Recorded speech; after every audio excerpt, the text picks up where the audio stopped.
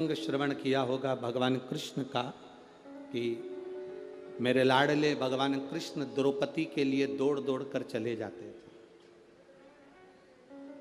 द्रौपदी पुकारती और भगवान कृष्ण दौड़ कर पहुंच जाते। इस बात से सत्यभामा जी को अच्छा नहीं लगा। सत्यभामा जी ने रुक्मणी जी से कहा, जी जी मुझे एक बात समझ में नहीं आती कि भगवान कृष्ण हमारे स्वामी, ये द्रौपदी बुलाती है और हमारे स्वामी भाग कर चले जाते।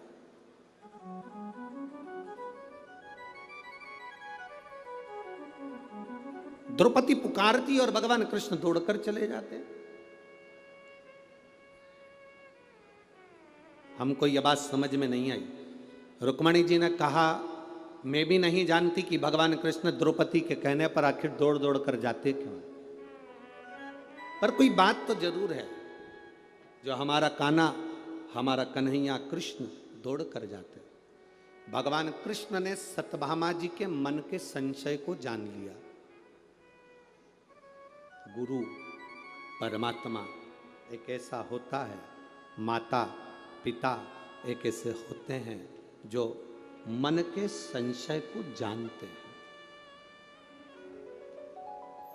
छोटा सा बच्चा 2-3 महीने का अगर रो रहा है,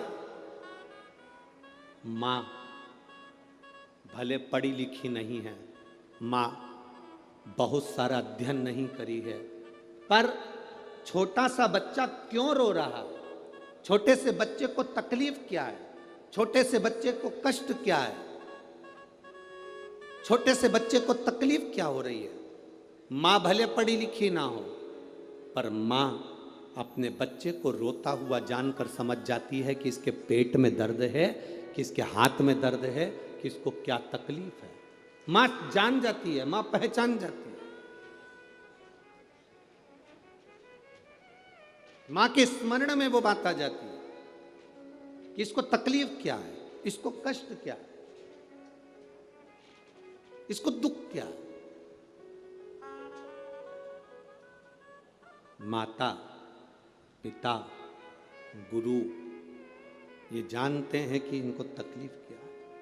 मेरे भगवान कृष्ण जान गए कि आखिर सत्यभामा के मन में संशय क्या है। सत्यभामा के संशय को मिटाने के लिए भगवान कृष्ण रुक्मणी और सत्यभामा दोनों को द्रौपदी के यहाँ ले गए। द्रौपदी केश कंगा कर रही थी तो सत्यभामा जी से कहा, सत्यभामा जाकर अपनी ननंद को थोड़ा सा तेल लगा दो सिर में और कंगा कर दो। सत्यभामा जी ने विचार करा, ऐसा कंगा करूंगी और ऐसा तेल लगाऊंगी कि खोपड़िया में एक बाल ना रहने दूंगी। अब भाभी और ननंद की तो पहले से ही ये जोड़ियां चली आई हैं।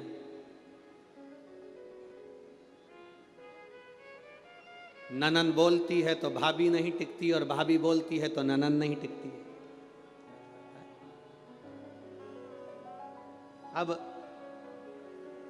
पर कहीं कहीं ऐसा भी होता है कि ननंद और भाभी की इतना प्रेम होता है, इतना प्रेम होता है कि एक दूसरे के बिना रह नहीं पाते। कई जगह ऐसी भी है जहां पर इनका आत्मीय प्रेम बड़ा प्रबल। सत्यभामा जी ने द्रौपदी के सिर पर तेल लगाना प्रारंभ करा, बाल खींचा, तोड़ा। जैसे ही तोड़ा उसमें से आवाज आई, हे कृष्ण।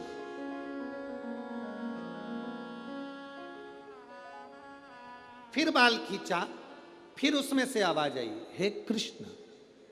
सत्यभामा जी ने रुक्मणी जी से पूछा कि बार बार द्रौपदी के सिर के बाल टूटने पर कृष्ण का नाम क्यों आ रहा है?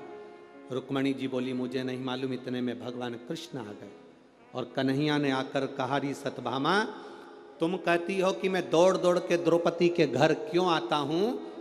पूरी दुनिया में केवल एक द्रौपदी ऐसी है जो 3.5 करोड़ बार एक दिन में मुझे पुकार लेती है, इसलिए उसके एक एक रोम में से मेरा नाम निकलता है।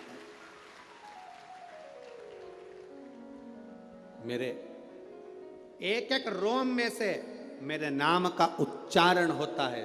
3.5 करोड़ बार द्रौपदी मुझे बुलाती है एक दिन। इसलिए भगवान कृष्ण कहते हैं, सुनो सत्यभामा, सुनो रुक्मणी, जो एक दिन में, एक हफ्ते में, एक महीने में 3.5 करोड़ बार मेरे नाम को पुकारता है, या किसी भी देव के नाम को पुकारता है, उस देवता को उसे वर देने के लिए जाना ही पड़ता है, निश्चित है, निश्चित।